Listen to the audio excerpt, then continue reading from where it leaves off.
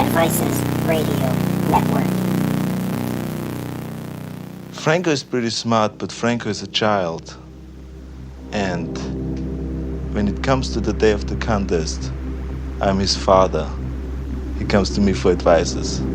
So it's not that hard for me to give him the wrong advices.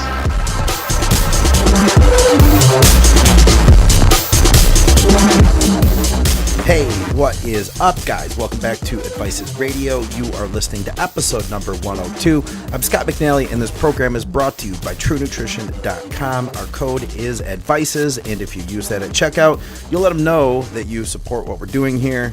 Plus, I've got some awesome supplements, and you'll get them for a discount with the code. I've been using the MPA Muscle Intrusion along with a scoop of Pepto Pro. And I've been amazed because this intra-workout mix is totally clear. And it's awesome on digestion. I'm getting 25 high-quality carbs along with 25 grams of protein plus some aminos and some other jazz. And it's really been improving my workouts. Plus, I get some additional high-quality nutrition in.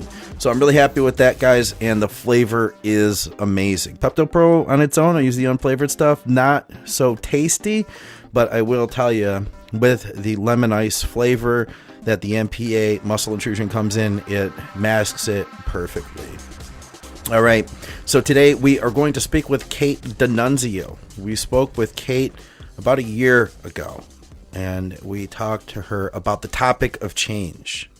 And stay with me here. This is a bodybuilding show. Yes, this does relate. And I think if you hear me out, you will agree.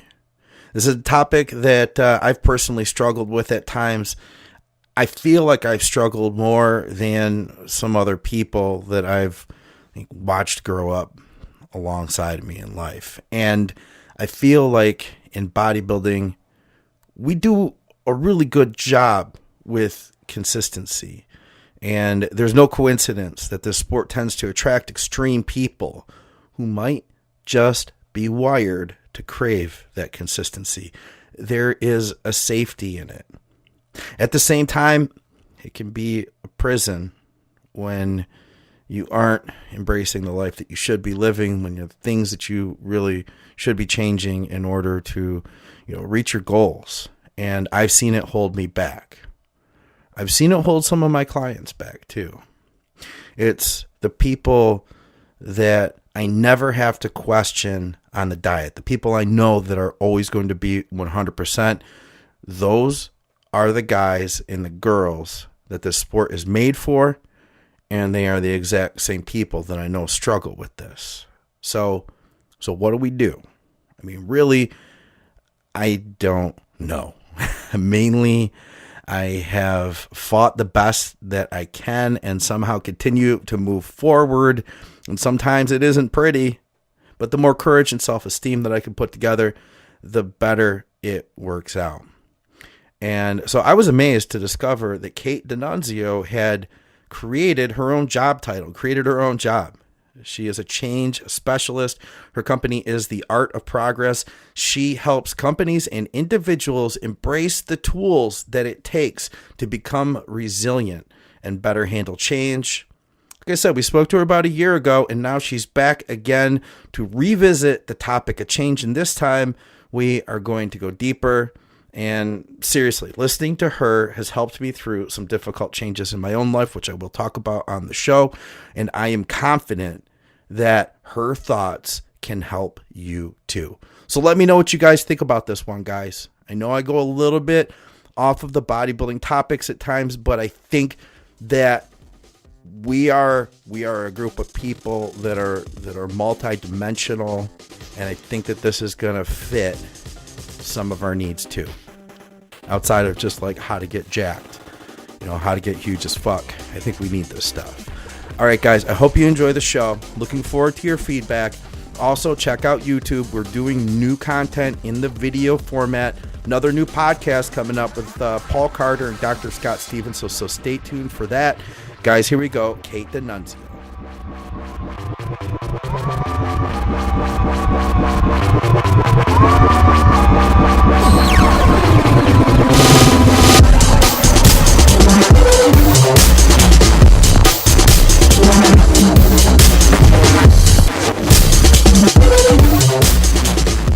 right, guys, back with me today is Kait Dinunzio from her company, The Art of Progress. We had spoke to her. It's been a year now. We talked about what she does. She is a change management specialist. And honestly, the last episode we did, it was something that really hit home with me. It helped me in a lot of ways. I thought that a year later, actually a year plus, it's been a year and 3 months now, I believe, I wanted to bring Kait back on, revisit the topic of change, and learn a little bit more about the evolutions in her thought process and in her business. So, Kait, thank you very much for being with me. I appreciate it. Good morning. Thanks for having me. Absolutely. Like I said, the last episode had meant a lot to me. We had talked a great deal about change, and you had this chart, and it showed the various stages of change. And we focused the last episode on breaking those different elements down. And I can tell you that at that point in my life, I had not talked to anybody about it, but I had decided that I needed to make a big change in my life if I wanted to be honest with myself and actually try to find happiness. And that unfortunately meant that I needed to go through a divorce. And it's not something that's pretty. It's not something that that's a fun part of life, and it's not something that I want to focus on a great deal talking about here. But I will say though that looking at just the steps of change and better understanding the steps that I needed to go through in order to achieve my goal, it gave me a great deal of understanding about the process that I was in. And it's also helped me with my understanding of many other changes that I have gone through since. So first of all, I wanted to give you a huge thank you for having shared your time with us in the last episode, and a huge thank you for coming back to do this all again. Thank you. Oh, thank you. Scott, I really appreciate the opportunity. And, I get up and I live my purpose every single day. And, helping people and sharing information is a really big piece of that. So I really appreciate that. So to start out for anybody who doesn't remember the last episode, or maybe they weren't even listening at that time, tell me a little bit about what you do for a living. So for me, what I do for a living is I work with organizations, individuals, athletes, families in some cases, in helping drive and sustain change. Change is kind of the one constant thing that we experience in life next to paying taxes and death. So it comes daily. We are expected to change and do things in a new way every single day. And it manifests in different ways in terms of maybe it's a dietary change, maybe it's a change at work, maybe it's a change in family circumstance, maybe it's a massive change in the workplace. But there's emotions and psychology behind that. And so I've focused a practice on helping people understand what it is they're experiencing first and foremost, and then helping them build resiliency factors around that to drive sustainable change that works for them. And, it doesn't mean that they stay status quo in terms of, for example, you have somebody who's working and they're not happy in their job. It doesn't mean that I make them happy in their job. It's that I guide them to coming to realizations to help them know where their next steps are going to go, and doing it in a methodical way that's not destructive. Because if we're not managing change and recognizing what's going on for us, more often than not, what you're going to find is very destructive individuals. And, as we go through the conversation, I'm sure that you guys will be able to pinpoint individuals that or circumstances that you've been in where you have been destructive because you haven't recognized where you are in that change curve. Something that really stood out to me too was a term you just mentioned, and it's something that we talked about last time, and that is resiliency. I've looked at it since we spoke last in my clients, the people that I work with in nutrition, and the people that are the most successful are the people that are able to be resilient, that can embrace change. It's interesting because in bodybuilding, so much of what we do is focused on not changing, on being repetitive, on doing the same thing, about putting our nose to the grindstone and working nonstop, without change continuously for a long period of time, and not allowing ourselves the freedom to do something else. It can, at the same time, though, it can paint us into a corner. I've seen it happen in my own life. I've seen it happen in many clients. And now that I can see what resiliency is and the effect that it has on our ability to actually embrace and evolve, I could see just how important that is. Can you talk a little bit about resiliency to start? Because I think that's one of the most positive assets that we can have when it comes to embracing change and being open-minded. Absolutely. So change is it's a catalyst in our world, and what it does is it tests how resilient you are. And taking it back to, say, a client who's a nutrition client, you'll often see that somebody will get stuck in the change curve, right? And they get stuck in the change curve. They come in through a change being instigated at the beginning of a week, and then it comes down into the bottom of that curve into the hang-in bargaining point, and they stay there, because of the fact that they don't have the factors to get them through the other side. I often say, and I think I mentioned this in our last podcast, that for me personally, when I'm dieting, if I can't get on board with a change, so I check in on Mondays. If I can't get on board with a change by Tuesday morning, I'm probably not going to have a successful week, because you need to have that quick turnaround and that quick go about, right? And so when you talk about resiliency is 4 things. It's problem solving, empathy, emotional regulation, and self-confidence. And within those 4 things, those are the drivers and of being able to get through change. And to be able to kind of experience, understand where you are, and be able to drive forward, even if sometimes it seems uncertain, right? So if you look at problem solving, just as a very quick kind of overview, it's 4 simple steps, right? It's 4 steps. It's understanding the real problem. It's brainstorming and coming up with strategies and ideas. It's testing them out. And then it's looking back and saying, okay, did they actually work? And where I find a lot of people break down in their critical thinking is at the first phase, because a lot of times, you'll find people who like to talk about topics, but not issues, right? And so if we're going to scratch the surface and only talk about a topic, we're never going to get to the root cause of the problem. And if we never get to the root cause of a problem, then you're never actually going to problem solve. You're just going to evolve in that problem, and it's just going to get bigger, or it's never going to go away. Yeah. So from that point, you go into empathy, and empathy is a very misunderstood little character. I facilitate a lot of workshops on the resilient leader in the workplace, and I've actually started to I taught myself how to play Kumbaya on a ukulele in the past year. and it really, really messes with executives. It makes them grossly uncomfortable when I turn around and I've got this little ukulele and I start playing Kumbaya. They're like, what is going on, right? Yeah. I had a guy once who, if he could have turned inside out and into stardust and vanished, he would have. That's amazing. I can only picture this now. It's super awesome. And I'll travel with it to like other states and provinces. It's very awkward. But with empathy, people think that it's kumbaya and it's this fuzzy, everybody's going to get a kitten and a hug. And actually, when it comes down to empathy is the most, in my opinion, most important part of emotional intelligence, because it allows you to see things that normal people don't see. Somebody who doesn't have developed or well-developed empathy is incapable of seeing or putting themselves in somebody else's shoes, or seeing a power dynamic, or seeing the shadow of a problem that somebody might not be willing to talk about. So to put this in the context of a coach, as a coach, if you're just receiving information constantly and just pumping check-ins out for 4 or 5 hours a day, and you're not investing the time into the relationship to truly understand what's going on for people, your clients likely aren't going to be as successful as they could be. Yeah. Because you're not taking the time to truly understand what's going on for them. Yeah, I can understand that. At least on certain levels, I could see how it does work for some coaches in some relationships. Some people want that, but yes, there's a lot of cases where people are going to need a little bit more. And I'm not going to say hand-holding, but a little bit more of a personalized feel to what they're getting from their coach.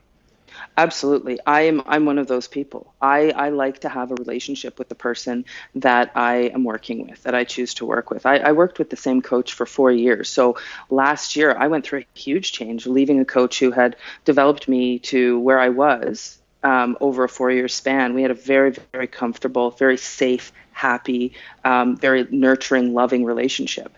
And I made a transition, and not only through that transition did I change coaches, but I also changed my whole mindset and training methodology. And that was very hard, right? I moved into I moved into doing full-time fortitude training, and that was an enormous, enormous change for me. I bet.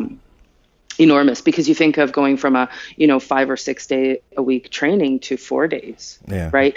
That will mess with you, because you're now sitting here on those 3 days going, well, what do I do with myself? Right. And so that's where you have to start to go into your problem solving. Why am I feeling this way? Well, okay, because I'm used to doing this. Now I have the ability to sleep late or work late or go out and go for a walk with somebody that I haven't seen in a long time, because I've been so head down, nose to the grindstone for the past 4 years. Right. And you work with Dr. Scott Stevenson, right? I do. So, yeah. Nice. So it's, those are the types of things where, you need to make sure that you have the right level of empathy for the right individual, because not everybody wants that deep relationship. They just want you to give them guidance and send them on their way. Sure, right. Sure. So from there, it's emotional regulation, and emotional regulation is a really, really interesting cat, because what it comes down to is the ability to give and receive feedback. Predominantly, like that's a really big piece of it, because that's where a lot of our emotional responses come from. We learn something or we hear something, and when that comes in, the way that communication is I say something to you, you understand it, you receive that message, understand it, and you respond back in some way. How you choose to respond back is the emotional regulation, right? And so it's not just, it's knowing when to be positive, it's knowing when to be negative, it's knowing how to be positive, how to be negative, it's knowing how to reconcile the emotion that you're feeling and how to display that, or whether you should display it, right? Yeah. This is where things like stoicism become really important. Like if you're leveraging this in a coaching relationship, or if you're leveraging this in a business or professional area, knowing to kind of keep that poker face on and internalize appropriately. And I have an equation that I like. It's my favorite equation, and it's E plus R equals O. So the event plus your reaction equals the outcome. And so we predict our own future because of how we choose to react or engage with other people. And I call it the stone throw. We either get a ripple, a wave, or a tsunami based off of our reactions. And we have to then accordingly deal with that. And then the very last factor is self-confidence. And self-confidence is a beast, because if empathy is kind of the foundation, self-confidence is the one that is kind of like the 2-year-old walking through, kicking over your block tower. If you are not self-confident, you're going to struggle with all 3 of the other pillars of resiliency. And so in that case, what happens is, you'll see it often is somebody will check in, and I've had this happen in my past, where I'll go and I'll check in and I'll feel really good about what I've just checked in. And, I get a response that I wasn't expecting. And it's like, oh, okay, I'm not on track. Right. And, particularly in the past, like in my previous coaching relationship, I would pull in a bunch of data and feed this big giant data sheet of information. Yeah. And I would get 4 lines back, and I'd be like, okay, so I just invested how much of my time to pull this check-in together or track all these metrics, and I'm not getting what I want or what I think I should have. Well, wait a minute. I'm not going to make it. Things are going to fall apart. I'm not going to look great on stage, And so you start to have these negative feelings about what it is that you're capable of. And so in self-confident people are people who generally have good relationships with family and friends, colleagues, folks at the gym. Like, you often hear that the bully is a bully because they lack confidence. And Absolutely. That's not wrong. Yeah. It's not wrong. It's because I'm trying to prop something up about myself. I'm trying to give myself something to stand on, right? And I see this quite frequently. Like when I look at the gym situation, it's kind of like focus on your own work. Why are you looking at what somebody else is doing? Every gym has gym fuckery. But just right. like why does it matter to you what that kid is doing on the lat pull down? Yeah. How does it impact you, right? But again, it's I'm not confident in what I'm doing, or I need to build myself up in a different way, right? And so that's when you get people who are recording people in the gym and doing nonsense like that, right? Yeah. In terms of in terms of bodybuilding, where it's very interesting, and I'll get a little vulnerable in this case. Last year I competed and I was feeling very confident because I had my best prep. But just because I had my best prep didn't mean that I was going to be the best on stage. You don't know who's going to show up. Absolutely. And it was really devastating to me. I ended up taking a second place in a competition that I still feel like I should not have. I was awarded the most inspirational journey, which I've equated, or I had equated to kind of miscongeniality. You have a really great personality, but you're kind of ugly, right? Is kind of how I took it. And so I was just like, I felt really like I had been robbed of that season. And I was talking to my best friend this week, actually just yesterday. And I said to him, I feel like for the first time since last May, I'm not grieving the loss of my season. Interesting. Right? Yeah. And it's been evolutionary. And these are just kind of thoughts that you have as you're journaling or you're blogging or you're training and you're grinding through, like, because under the Fortitude system, obviously, when I first came into it, it was very hard on me because of the fact that I felt like I wasn't executing right. And then it turns out I wasn't executing right. And, I get course corrected. It's complex, right? Like there's nuances to it that you have to pay attention to if you truly want to get the benefit of it. Yeah. And so I went through these vortexes of self-confidence and trying to grow and move. And I feel like I'm finally coming up on my own, but I'm very cautious in terms of how I display that. And so it's very interesting to be able to relate it back and see how it plays out in your own world, because I'm a really big fan of practice what you preach, right? It's and so I'm always applying my own practice to myself. And I look at the results I've had over the past 10 years of doing this and being methodical with my life and living my truth, not just talking about it, but living my truth. And my evolution has been substantial. Yeah. Self-confidence, it's an interesting thing. I've been trying to pay attention to my own level of that in the last year or so, especially. And it's something I see, it's always changing. There's always an evolution of how confident I feel, that I may feel like I'm on a high for, 3-4 weeks. And then all of a sudden it all comes crashing down. Nothing's changed. My environment is exactly the same. What I'm doing is the same. Things are still appearing to be just as successful as they were before. But all of a sudden it'll take a dive. And I haven't quite been able to figure that out completely. But what I have noticed is the less that I focus on validating myself through say what other people think, for instance, the better I can maintain kind of like an even keel of self-confidence. Absolutely. And I said this to Scott, I think a couple of weeks ago in one of my check-ins. And I think it's very, very relevant. Validation is for parking. Right? When you wake up in the morning, to get up and say, I'm the best at X, right? I mean, I wake up every day and I'm like, oh, damn, I am the best at what I do. Nobody does it the way I do. Nobody does advices the way you do.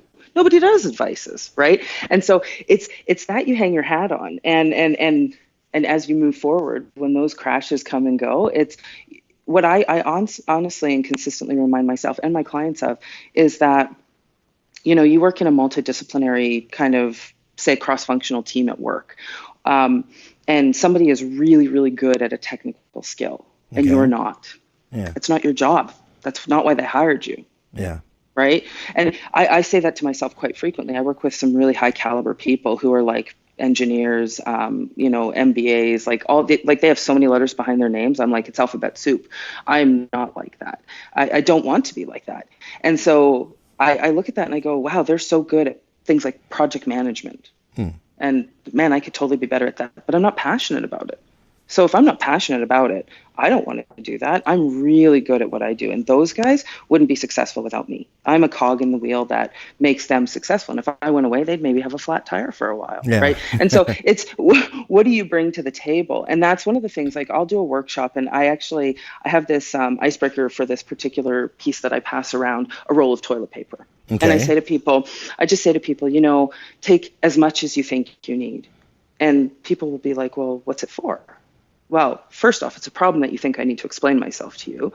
Just take as much as you think you need. And so people become very, very uncomfortable with this because the uncertainty is like, what's this lady going to do now? She's already played a ukulele and made us super uncomfortable. So, you get the people who will take one And then you Okay. get the class clowns who take 16. Yeah. And then you have people, the average group probably takes about 3 or 4, sometimes 5. And what I do is I say, okay, great. So for every square you've taken, you have to tell the group or the room one thing that's good about you. It would shock you. It would absolutely shock you how executives, C-suites, leadership teams, individual contributors, the average individual cannot publicly say what's good about themselves. Wow. Yeah. It's crazy. It's interesting because just thinking about that myself, I could probably think of several things just off the top of my head that I could say about you, but turning that to myself, it would become a much more difficult task. Why? I don't know. Why is that?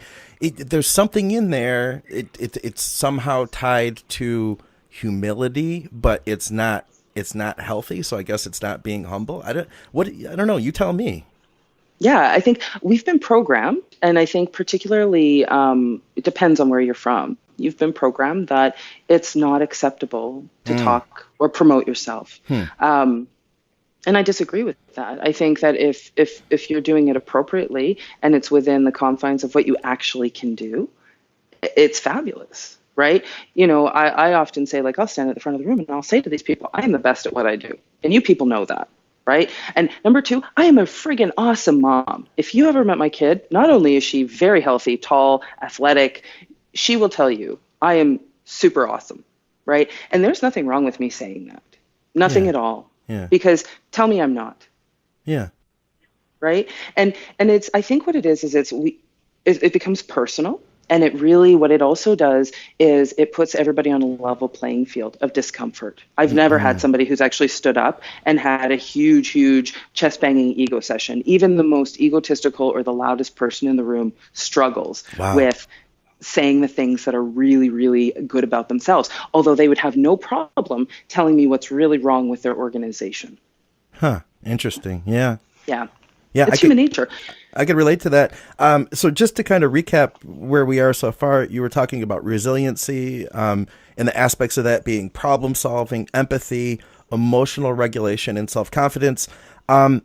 Something I feel like in order to plug in with those 4 elements, you need to have a good deal of mindfulness in order to have emotional regulation and understand, well, maybe I don't want to respond to that comment on social media.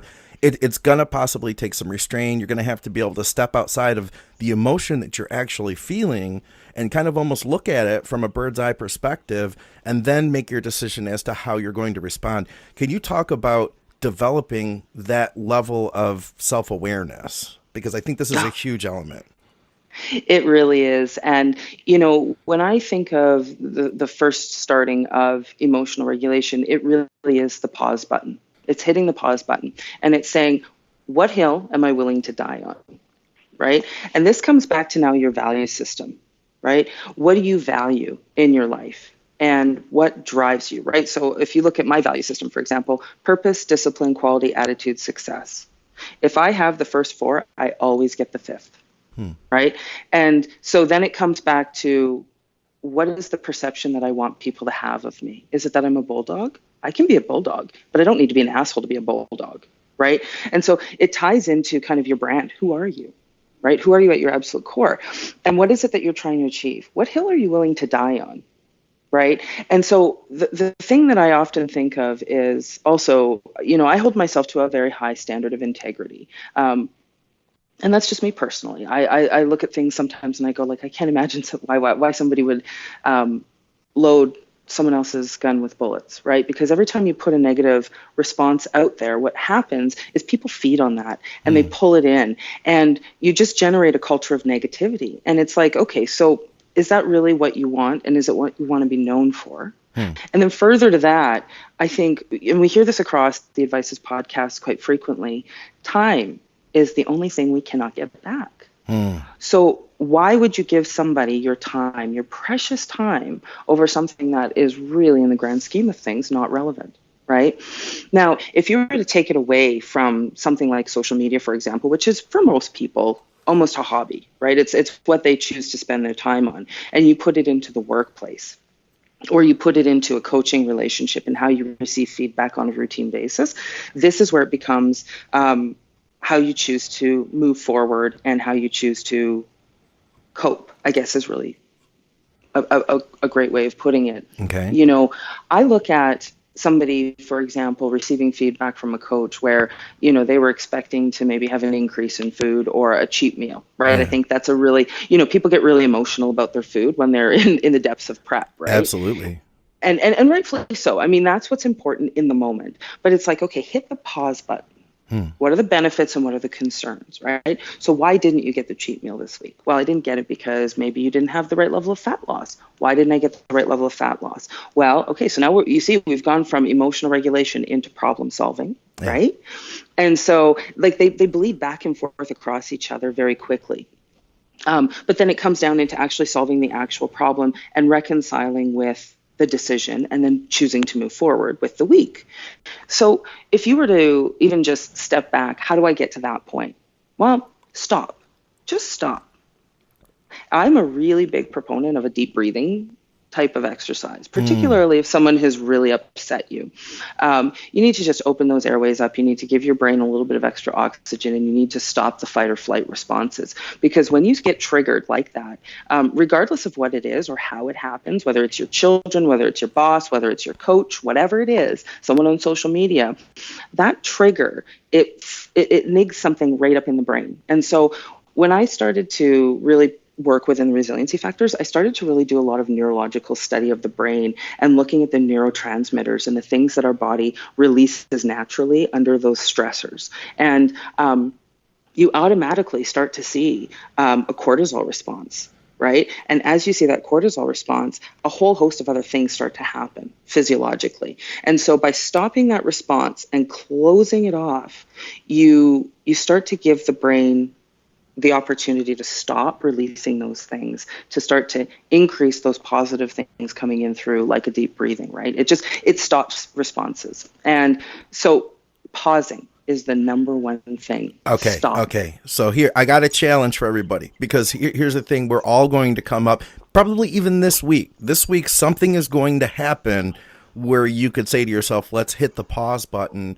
Kait, what can you explain to us just a little bit about what you mean by deep breathing? Because I want to challenge everybody at home that's listening to this, that when that moment comes up, I want you to give this a try. And then let me know, too, how it went. I feel like with this kind of stuff, it can take practice, and that each time you look at these things as an opportunity to practice your mindfulness, then you can get better at it. But let's give this a try. Kait, what should people be doing with deep breathing? So with deep breathing, when I am at my absolute worst, or if I have a high degree of anxiety, I have a very high stress job. It's 5 breaths, right? So to the count of 5 in through the nose and the count of 5 out through the mouth. If you have really great lung capacity, go to 10, okay, right? And what it does is it really stops you, and you have to focus on it, right? Because you're internally, you're counting, right? And then you're externally, you're counting. And you're thinking about the fact that maybe you didn't take enough air in the first shot and you need to adjust, right? I mean, it really changes your train of thought. So yeah, 5 in, 5 out, do that 5 times. And it will recenter you to a point where you can actually be logical. All right. Everybody at home, that's my challenge for this week. Give that a try. Breathing is such an interesting thing. I noticed I've been paying attention to what my body does at different points of the day. When I'm training and I'm getting keyed up on my really good workouts, the workouts where I feel 100% plugged in, I notice that I'm doing the opposite. I start taking shorter breaths, shallow breaths. And as I do that, I could feel my anxiety building. I could feel my heart starting to move faster. I could feel myself getting keyed up because I'm about to do something that's probably going to be the most physically intense thing I do for the entire day. It's about to happen now. But yeah, I could see definitely in how that could be negative in another situation when I'm driving and traffic is dense.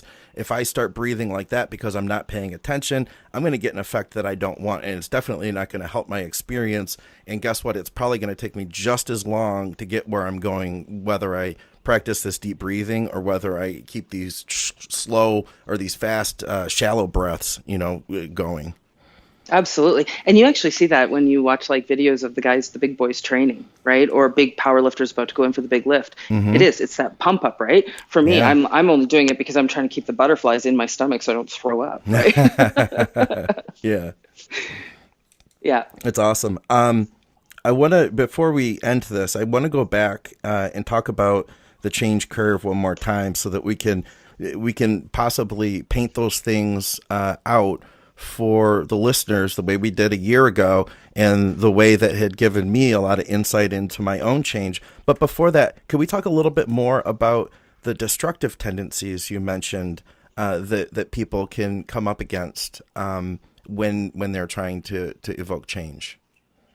Yeah. So, when people want to see a rapid change, what tends to happen is people just say, okay, I'm going to change and I'm going to go and I'm going to do it, right? Yeah. And they don't take into consideration the different steps of change, and they don't take into consideration the other people who are going to be impacted by their change, right? And when I facilitate this type of conversation, one of the things that I do is I talk about losing clients, losing patients with people who matter to you. And in my case, Scott, to be completely honest, when I started my journey down the path to a healthier individual, because I used to be very big, I was 260 pounds at my peak. Oh, wow.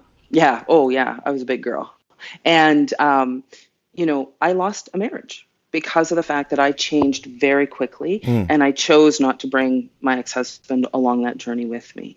And so what happens is we go and we do just what's right for us, and we instigate a change, and we just start walking down a path that for all intents and purposes, is maybe the right path for us, but it's not doing it the right way. So when you're managing change, you're looking around and you're saying, okay, well, who am I impacting by making these decisions, right? Am I impacting a partner? Am I impacting my children? Am I impacting my ability to do my job effectively, right? Which then bleeds over into strategies like time management, right? So what'll happen is you'll get somebody who will be like, I'm going to do a competition, right? And we see this on social media constantly, where somebody chooses to do a contest and they don't adjust or they don't start to manage time, right? So they don't take into consideration some of the tools that they have at their fingertips to be able to be successful. Okay. So you have destructive behaviors where you get people who are getting up at 5 a.m. or 4 a.m. to do cardio, or maybe they're not getting up and they're not doing their cardio because I just can't fit it into my day. And so that becomes an internal destructive behavior. And then what happens is you start to see it reflecting poorly on a coach because they start to fib, or they aren't truly adhering to their program, or they're not eating their diet the way that they should be, right? So you see all of these different internal behaviors that start to manifest and come out in really negative ways. You start to see relationships break down. And, we see this in industry all the time, where you have families who start to fall apart because of the fact that you have partners that don't understand or are not supportive of the journey to the stage, right? And that comes down to the fact that you have people who are culturally straddling a line, one of kind of the real world and the second one of the bodybuilding world, which is a little different, right? If you're truly going to commit to the lifestyle. So those behaviors, they become very destructive because they can destroy families, they can destroy a person, they can destroy their credibility. People can lose careers. If you translate that over into the workforce, you see people who behave badly because they feel they have the license to buck back at a system at work that might be changing because they don't fully understand what the change is. And they don't feel obligated to go out and learn why, right? And I think in change, and depending on what your resiliency factors are, in change, I think we as the individual own the outcome always. If you don't like what's happening in your life, change it. Don't live something that doesn't serve you. Go out and be the person you want to be. Like, listen, I wake up every single day and I do whatever the fuck I want. And you know why? Because I want to. Yeah. And I don't live in the establishment. The establishment doesn't tell me what to do, right?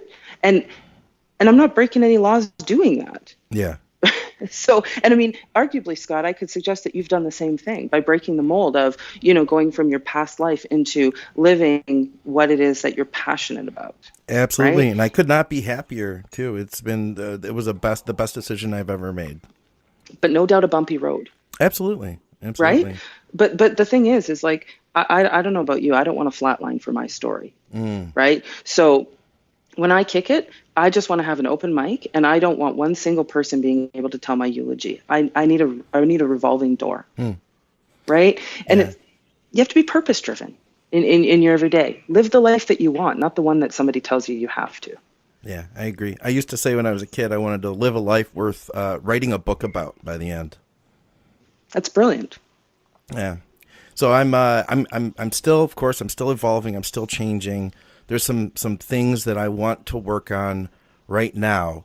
Can you refresh my memory about the change curve? Can we talk about that as our final topic here? And then I want to hear more about your business and how to contact you, and so everybody can reach out too and possibly work with you if they feel that they could use your help, which I think a lot of us can.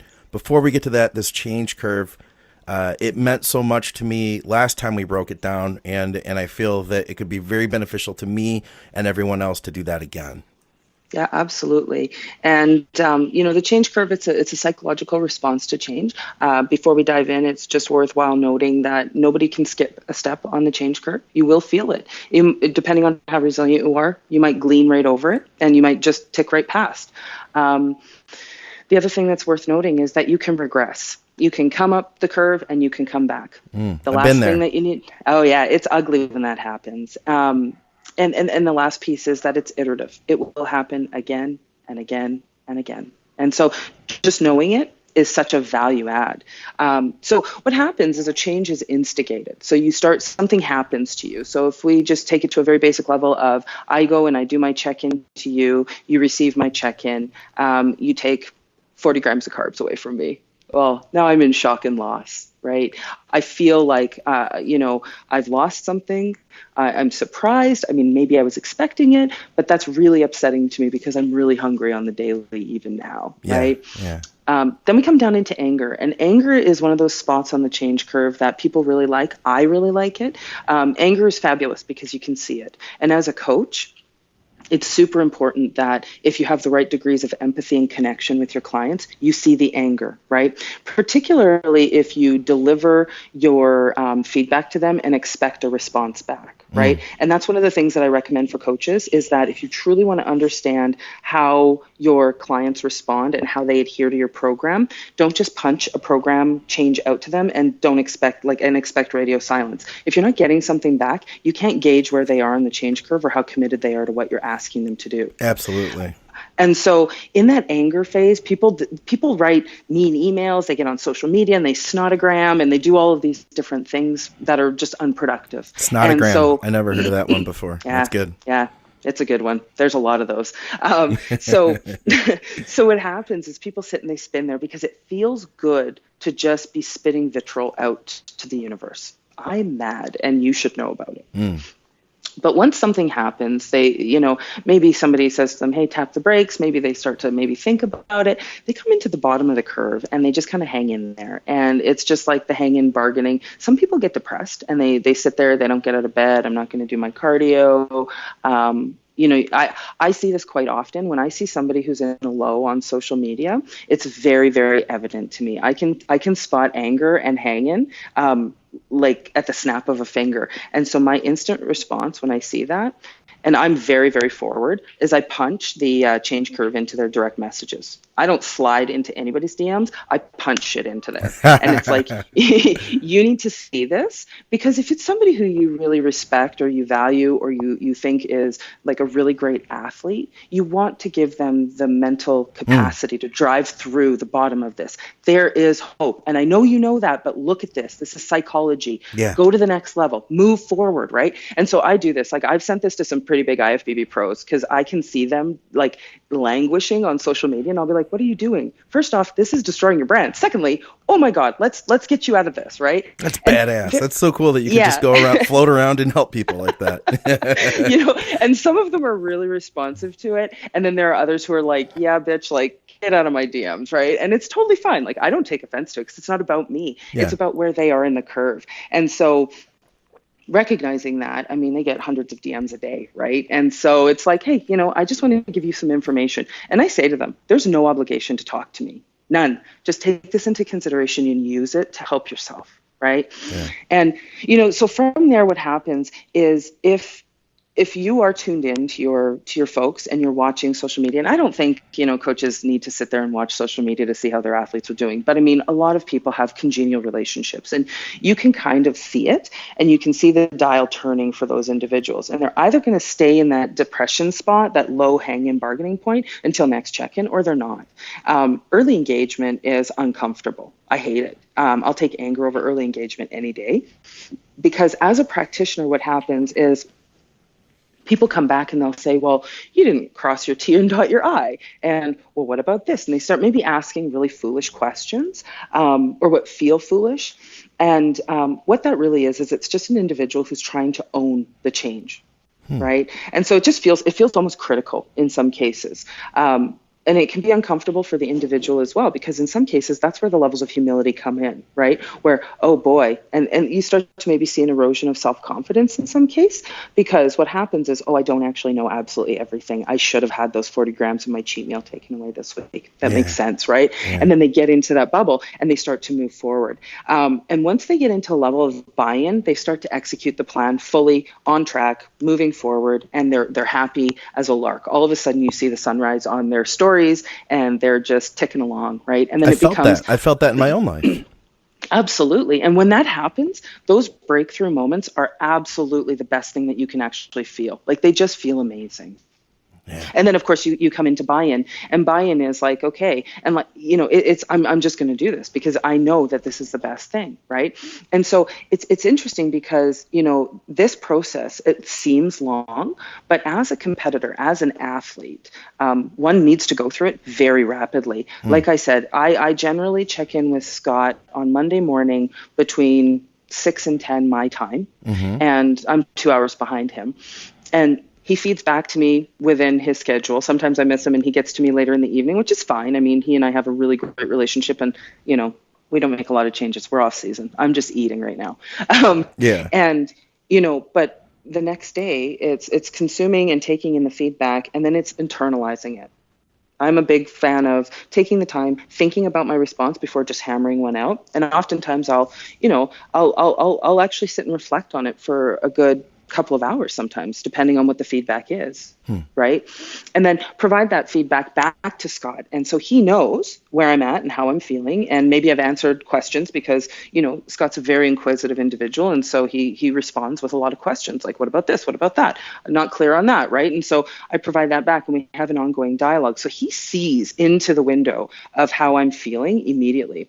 If I don't actually come over and get out of that bottom part of the curve by I think probably mid morning on Tuesday, I'm probably not going to have a really great week, or I'm going to struggle to get to where I need to get to. And so this is so important, and it's so important for coaches to really understand and know what it looks like, sounds like, feels like, to be able to level up and give their clients that best bet. In terms of being an athlete, knowing how to drive yourself through this and knowing when to ask for help is super, super important.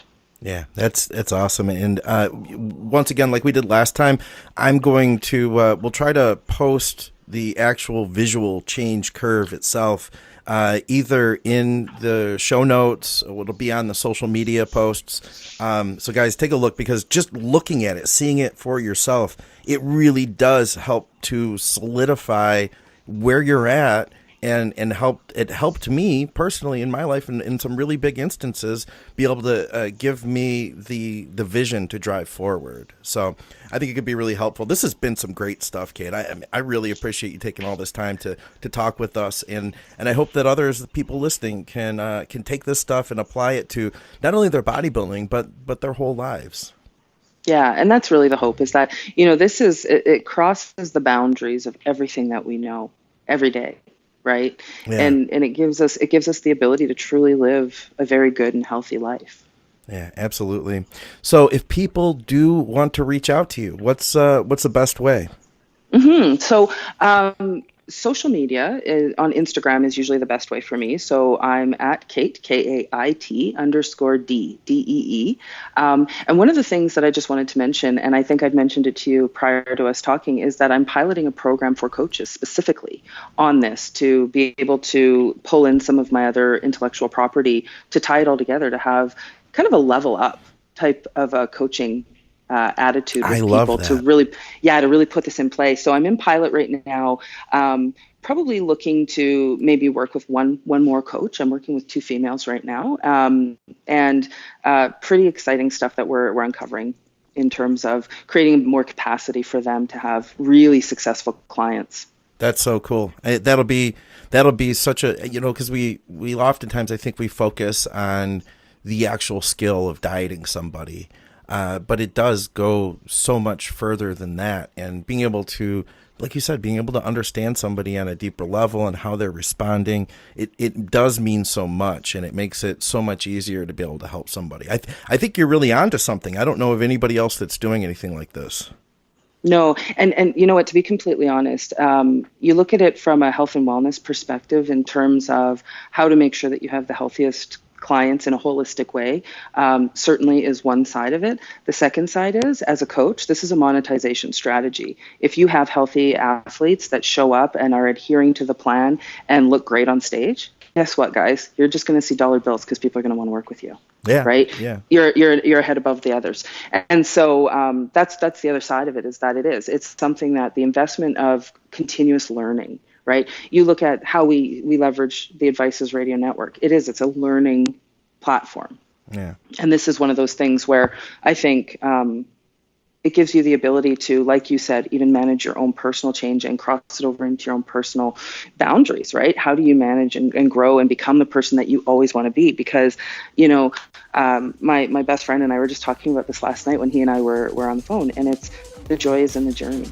And so this just facilitates the joy that much more, even in the dark times. Yeah, no question. All right, Kait. Well, thank you very much for being with us, guys, for another episode of Advices Radio with Kait Dinunzio from The Art of Progress. We will see you soon. Thanks, Kait. Thanks.